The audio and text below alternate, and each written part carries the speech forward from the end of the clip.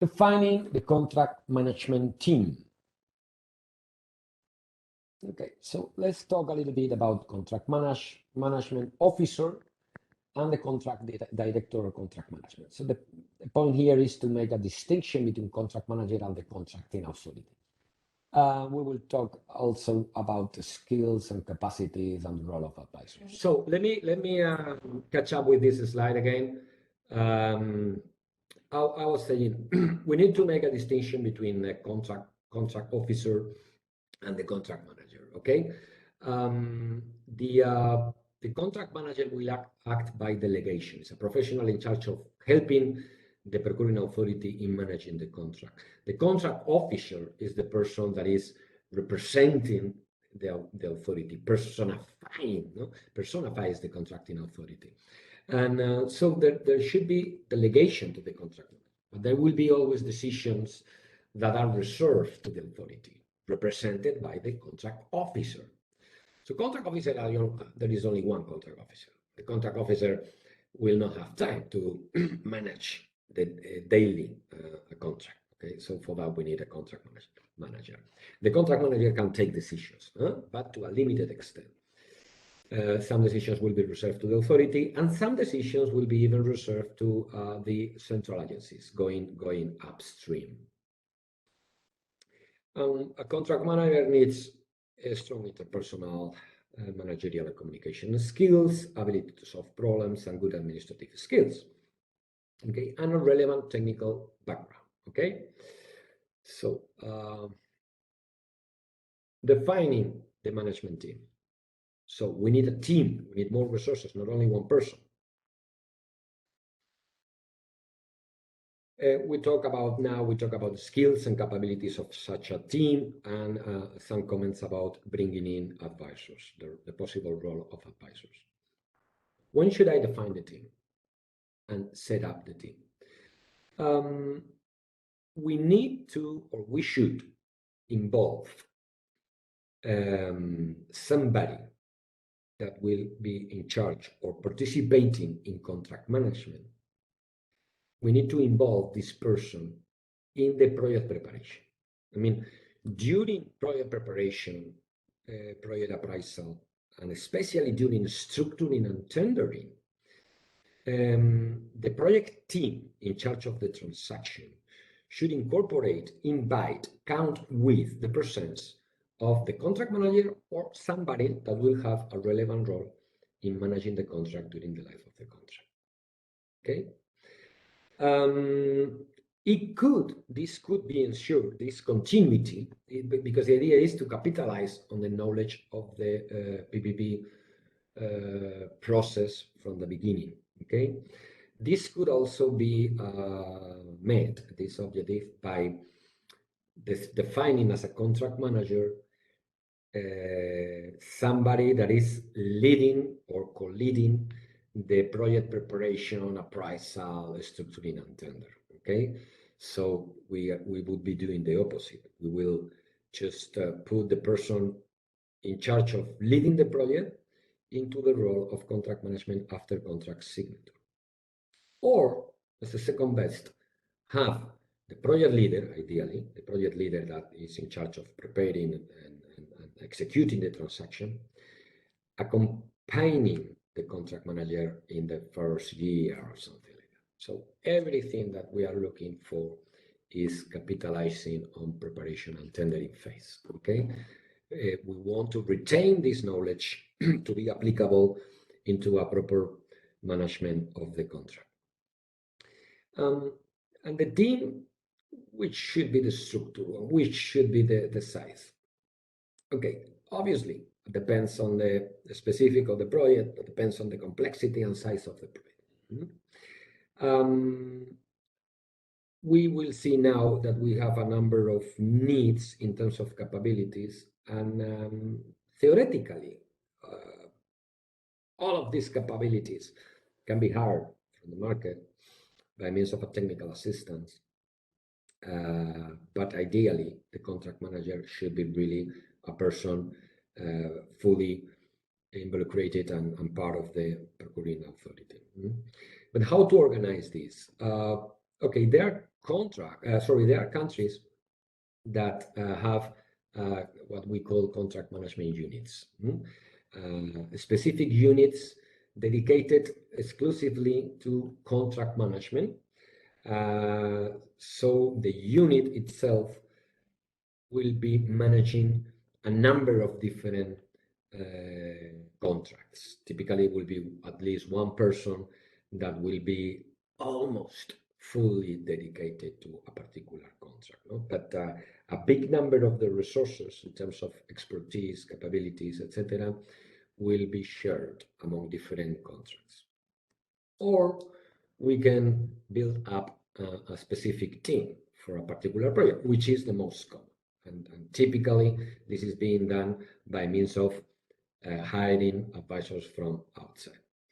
And there is also a role for a PPP unit, a specialized PPP unit with different or wide range of responsibilities in a government, being some kind of not contract management unit, but having some specific people involved in helping the procuring authority in managing the contract. So substituting to some extent the need for bringing from the market resources. Okay. A team should be multidisciplinary, is multidisciplinary.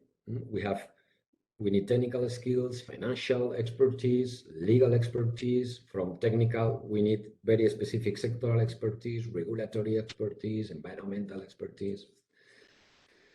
But a team has to be tailor-made for the specific project. Sometimes we need very specific expertise. I mean, for a particular project, geotechnics cannot be an issue. For other, it can be an issue. For a particular project, we can need a specific expertise in certain how you say market technology like reverse osmosis or whatever in the salt plant. And multidisciplinary, tailor-made, and consistent. We need consistency and continuity. Changes are very bad for contract management, changes in the team. But changes will happen always in the team. So we need knowledge management. We need succession planning. And in terms of size, we need flexibility. So there is a lot of sense in using consultants for a number of areas. Okay, that gives a government a lot of flexibility. It's not a permanent and fixed commitment, but just temporary for 2 or 3 years in a short-term contract or medium-term contract. In general, a team should have project management skills, of course, some knowledge of a PPP, and knowledge on the contract and its history, the very contract, the specific contract being managed. For this, there is a big role here for training. So training is a relevant part of contract management and knowledge management.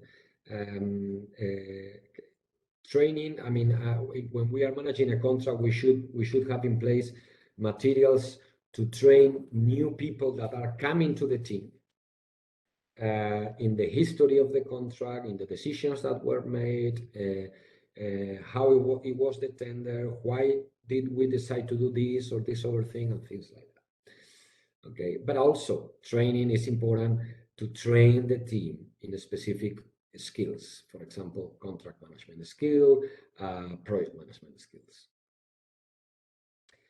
Competencies. We have a number of areas of capabilities. No, this is like when we are dealing with preparing a pricing and structuring a PPP project. We have a technical expertise. These resources are necessary to control how is the project evolving in terms of development, if it's being developed on time and on budget. We need these resources to evaluate the performance. We can need specializations, as we discussed before, geotechnics, for example, environmental, etc. We need administration, the ability to administrate. This is important for document management. This is important for dealing with official communications. We need a layer of legal ability and capability with expertise in PPPs, mostly. For example, to qualify contract changes, to see if a particular contract being proposed is doable, legally speaking, or to qualify a risk claim, to qualify whether the private party has a merit or, according to the contract, is entitled to ask for a compensation. Is this truly a compensable risk? Is really this event an event that is contemplated in the contract that will entail the private party to put a claim on us to ask for a compensation? Financial, of course, for evaluating an impact, for assessing risks, quantifying risks, for doing value for money analysis. Because, for example, when a contract change is relevant, it should be subject to value for money assessment, like the first decision, like when we assess the project in terms of value for money with a public sector comparator. Here is the same. We should do that. We should do that for any particular relevant change in the contract. We need that expertise, financial expertise, to quantify the risk for the contingent liabilities monitoring. That every year we should update the evaluation of each of the risks that have been retained, which is the contingent liabilities. We need this financial expertise to support us in a rebalancing process. Remember, rebalancing is when the compensation is going to be indicted, when we are not going to provide a direct payment for the impact of a particular risk that is being retained, rather than asking the private party to absorb the loss in exchange to a contract term extension or an increase in the tariff. That is rebalancing. Looking for a variation in the contract framework, in the revenues, to compensate, to restore the original equity internal rate of return. We need a lot of financial expertise for those things. So you see, these are the three typical elements for structuring. We are adding here administration, okay? And also we need other general capabilities that can be shared among different projects easily. Communication, insurance expertise, ICT, information and document management.